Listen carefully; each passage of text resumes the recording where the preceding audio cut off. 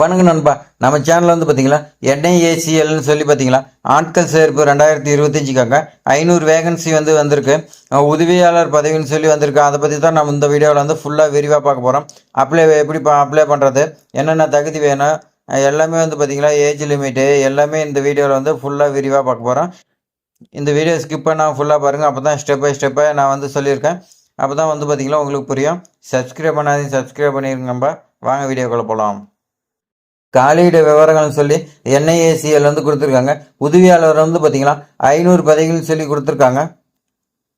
இதுக்கு அப்ளை பண்ணுறதுக்கு என்னென்ன தகுதி வேணும்னு சொல்லி கொடுத்துருக்காங்க. இந்த தகுதி நம்ம பார்க்கலாம். பிராந்திய மொழியை படித்தல், எழுதுதல்னு சொல்லி கொடுத்துருக்காங்க. அந்தந்த மாநிலத்தில் எழுதுறது பண்ணுறதுன்னு சொல்லி இப்போ கொடுத்துருக்காங்க. அதே மாதிரி பார்த்தீங்களா உங்களுக்கு அந்தந்த மாநிலத்தில் லாங்குவேஜும் தெரிஞ்சிருக்கணும். அதோட உங்களுக்கு ஒரு பட்டப்படிப்பு படிச்சிருக்கணும்னு சொல்லியிருக்காங்க. ஏஜ் லிமிட்னு பார்க்கலாம். ஏஜ் லிமிட் பார்த்தீங்கன்னா 21 வயசுன்னு சொல்லியிருக்காங்க. அதிகபட்சம் 30ன்னு சொல்லியிருக்காங்க. 21லேருந்து 30 வருஷம் நீங்கள் பார்த்தீங்கன்னா அப்ளை பண்ணிக்கலாம். அதே மாதிரி பார்த்தீங்கன்னா உங்களுக்கு ஏஜ் ரிலாக்ஸேஷன் கொடுத்துருக்காங்க. இந்த ஏஜ் ரிலாக்ஸேஷன் படி பார்த்தீங்கன்னா SC STக்கு 5 இயர்ஸ்ன்னு சொல்லி கொடுத்துருக்காங்க. OBCக்கு பார்த்தீங்கன்னா 3 இயர்ஸ்ன்னு கொடுத்துருக்காங்க. BWBD ஜென்ரல் கேட்டகரிக்கு பார்த்தீங்கன்னா 10 இயர்ஸும், SC STக்கு பார்த்தீங்கன்னா 15 இயர்ஸ்ன்னு சொல்லியிருக்காங்க. OBC கேட்டகரிகளுக்கு 13 ஆண்டுகள் சொல்லி கொடுத்துருக்காங்க. எக்ஸைஸ் மேன் இவங்களுக்குலாம் பார்த்தீங்கன்னா அரசாங்கத்தின் கொள்கைப்படி கொடுத்துருக்கிறத சொல்லியிருக்காங்க. சம்பளம் விவரம் பார்க்கலாம். சம்பளம் பார்த்தீங்கன்னா ஸ்டார்டிங்லேயே உங்களுக்கு பார்த்தீங்கன்னா 40,000 ரூபா உங்களுக்கு பார்த்தீங்கன்னா உதவியாளருக்கு கொடுக்குறாங்க. அதே மாதிரி பார்த்தீங்கன்னா கொஞ்சம் நீங்கள் பார்த்தீங்கன்னா எக்ஸ்பீரியன்ஸ் ஆச்சுன்னா பார்த்தீங்கன்னா உங்களுக்கு அடுத்த போஸ்டிங் கொடுப்பாங்க. அப்போ பார்த்தீங்கன்னா இன்னும் உங்களுக்கு சேலரி இன்க்ரிமெண்ட் அதிகமாக வரும். அதனால் பார்த்தீங்கன்னா இந்த ஜாப் மிஸ் பண்ணிடாத அப்ளை பண்ணுங்கள்.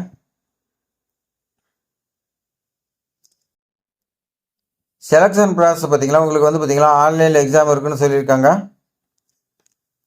ஆன்லைனில் பார்த்தீங்கன்னா உங்களுக்கு 2 எக்ஸாம் இருக்கும். முதற்கட்ட தேர்வு, முதன்மை தேர்வுன்னு சொல்லி 2 எக்ஸாம் இருக்குது. 2 எக்ஸாம்லும் பாஸ் பண்ணுறவங்களுக்கு அடுத்த இன்டர்வியூ இருக்குன்னு சொல்லியிருக்காங்க. அதே மாதிரி பார்த்தீங்கன்னா உங்களுக்கு எக்ஸாம் சென்டர் எங்கெங்கே இருக்குன்னு சொல்லி கொடுத்துருக்காங்க. அதை பற்றி பார்க்கலாம். தமிழ்நாட்டில் பார்த்தீங்கன்னா இந்தியா ஃபுல்லாக இருக்குது. நம்ம பார்த்தீங்கன்னா தமிழ்நாட்டில் நான் சொல்கிறேன். தமிழ்நாட்டில் பார்த்தீங்கன்னா சென்னை, கோயம்புத்தூர், மதுரை, நாகர்கோவில், சேலம், தஞ்சாவூர்னு சொல்லி கொடுத்துருக்காங்க. அடுத்து பார்த்தீங்கன்னா திருச்சிராப்பள்ளி, திருநெல்வேலி, வேலூர் சொல்லியிருக்காங்க. 2ஆம் கட்டம் பார்த்தீங்கன்னா சென்னைன்னு சொல்லி கொடுத்துருக்காங்க. முதற்கட்டில் பாஸ் பண்ணுறவங்களுக்கு பார்த்தீங்கன்னா அடுத்து செகண்டு கட்டம்னு சொல்லியிருக்காங்க. இதில் பார்த்தீங்கன்னா எக்ஸாம் சென்டர் பார்த்தீங்கன்னா சென்னைன்னு சொல்லியிருக்காங்க. இது அப்ளை பண்ணுறதுக்கான எக்ஸாம் ஃபீஸ்ன்னு சொல்லி நான் பார்க்கலாம். எக்ஸாம் ஃபீஸ் பார்த்தீங்கன்னா SC ST இவங்களுக்குலாம் பார்த்தீங்கன்னா 100 ரூபான்னு சொல்லியிருக்காங்க. மற்ற விண்ணப்பதாரர்களுக்கு 850 ரூபான்னு சொல்லியிருக்காங்க. இது பார்த்தீங்கன்னா ஆன்லைனில் தான் அப்ளை பண்ணோம், ஆஃப்லைன் கிடையாதுன்னு சொல்லியிருக்காங்க.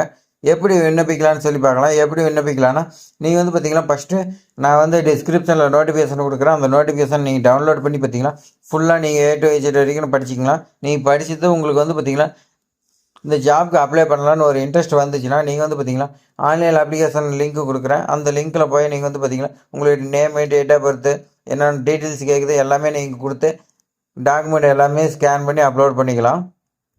பண்ணிவிட்டு நீங்கள் பார்த்தீங்கன்னா ஃபைனலாக சப்மிட் பண்ணுறதுக்கு முன்னாடி ஒன்ஸ் பார்த்தீங்கன்னா நீங்கள் வெரிஃபை பண்ணுங்கள். ஏன்னா ஏதாவது மிஸ்டேக் இருந்துச்சுன்னா லாஸ்ட் டைம் உங்களுக்கு ஜாப் கிடச்சி பார்த்தீங்கன்னா அந்த மிஸ்டேக்காக ரிஜெக்ட் ஆகிறதுக்கு வாய்ப்பு இருக்குது. அதனால் பார்த்தீங்கன்னா ஒன்ஸு நீங்கள் வெரிஃபை பண்ணிவிட்டு நீங்கள் கொடுங்க.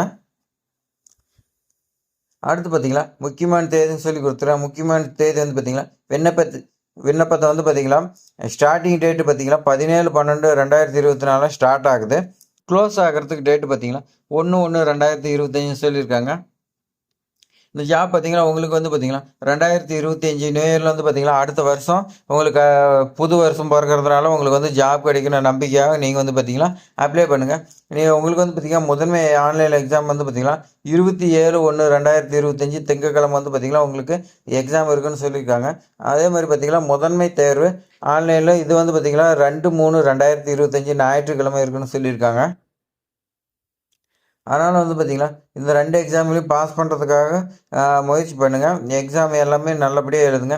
நம்ம சேனல் சார்பாக நீங்கள் பார்த்தீங்கன்னா இந்த ஜாப் கிடைக்கிறதுக்கு உங்களுக்கு மனமார்ந்த நன்றிகள். தேங்க்ஸ் ஃபார் வாட்சிங்.